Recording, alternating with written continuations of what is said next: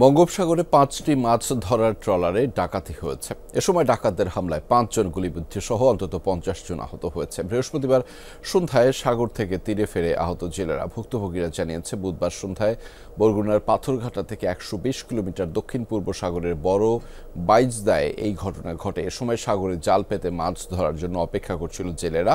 হঠাৎ সশস্ত্র হামলা চালায় জলদস্যুরা। বাধা দিলে ট্রলারে উঠে জেলেদের মারধর করে মাছসহ মালামাল লুট করে নিয়ে যায়। এ সময় গুলি করতে করতে পালিয়ে যায় ডাকাত দল। এতে ৫ জন গুলিবিদ্ধ হয়। তাদের দাবি, মাছ ও রসদসহ প্রায় ২ কোটি টাকার মালামাল লুট হয়েছে।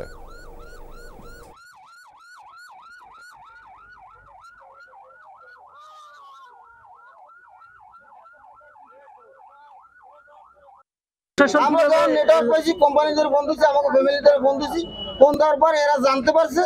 জানার পর এই যে বড়ইয়ের মাথায় যেটা বলে আমরা ছয়নে খালে ওই জায়গায় দিয়ে কুচকাট আমাকে লগ লইছে। আমাদের সমিতির মাধ্যম থেকে যতটা এদের জেলেদের ডাকাতি হয়েছে, যে কটা বড় হয়েছে, আমরা সচ্চার আছি যে ডাকাত যেন আর সামনে না থাকে। প্রশাসনের আমরা দ্বারস্থ হচ্ছি।